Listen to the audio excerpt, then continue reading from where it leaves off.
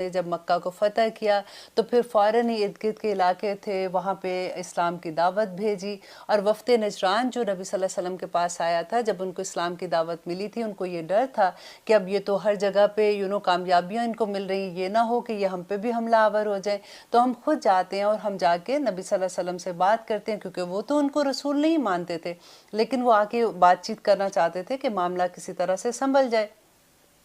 اب آگے جو ان کے کویسچنز تھے، اللہ سبحانہ تعالیٰ جبرائیل علیہ السلام کے ذریعے جو نبی صلی اللہ علیہ وسلم کو بتا رہے ہیں، اسی کی تصدیق اس میں آ رہی ہے کہ اللہ سبحانہ تعالیٰ کہہ رہے ہیں کہ اِنَّا بے شک ھَذَا لَھُوَ الْقَصَصُ یقیناً بیان ہے الحق سچا، کہ جو اللہ سبحانہ تعالیٰ نے ان کو نبی صلی اللہ علیہ وسلم کو جو وحی کی تھی اور جو ان کو دلائل بتائے تھے وہ سب سچے ہیں۔ وَمَا مِنْ إِلَٰهٍ اور نہیں ہے کوئی الہ الا اللہ مگر اللہ کے سوا۔ دیکھیں نبی صلی اللہ علیہ وسلم وفد نجران کو بار بار ایک ہی بات پہ لا رہے تھے، ایک ہی کلمہ کی طرف لا رہے تھے کہ تم حضرت عیسیٰ کو اللہ کا بیٹا سمجھتے ہو، لیکن اللہ کے ساتھ تم کسی کو شرک نہ کرو، کیونکہ تمہاری کتاب میں بھی یہی لکھا ہوا ہے۔ اور آگے اللہ سبحانہ تعالیٰ کہہ رہے ہیں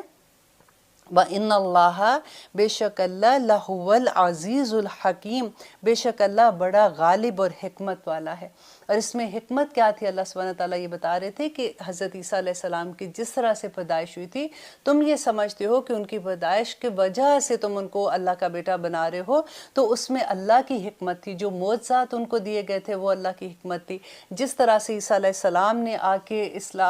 اپنے جو اسلام کی تبلیغ کی تھی، کیونکہ ہر نبی کا مذہب تو اسلام ہی تھا، تو جس طرح سے اللہ کا پیغام وہ پہنچا رہے تھے وہ اس میں اللہ کی حکمت تھی۔ جس طرح سے اللہ سبحانہ تعالیٰ نے ان کو آسمان دنیا پہ اٹھایا اور وہ واپس بھیجیں گے، اس میں بھی اللہ سبحانہ تعالیٰ کی حکمت ہے۔ فَإِن پس اگر تولوا وہ پھر جاتے ہیں، منہ موڑ لیتے ہیں ان ساری دلائل کے باوجود۔ دیکھیے پہلے یہی تھا کہ نبی صلی اللہ علیہ وسلم ان کو حق بات جو اللہ سبحانہ تعالیٰ کی طرف سے آ رہے تھے دلائل دے دے کے بتا رہے تھے، جب وہ نہیں مانے تو اللہ سبحانہ تعالیٰ نے کہا کہ ان کو کہو کہ آئیں اور وہ نبتہل فنجعل لعنت اللہ، تو وہ پھر بدعا کریں اور سارے مل کے گڑ گڑا کر دعا کریں اور پھر اللہ سبحانہ تعالیٰ سے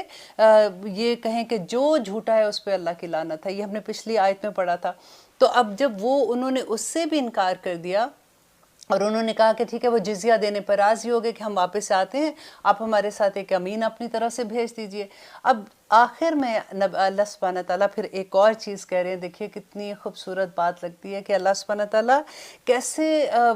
جیسے بالکل ایسے لگتا ہے کہ ایک ماں جب اپنے بچے سے محبت اس لیول پہ کر رہی ہوتی ہے کہ اگر وہ اس کی نہیں بھی بات مانتا تو ایسا نہیں ہوتا کہ اس نے ایک دفعہ منع کیا اور اس کو کہا کہ ٹھیک ہے بس میں نے تو سمجھا دیا، اب اس کا نصیب ہے، مانتا نہیں مانتا، اور اگر اس کو نقصان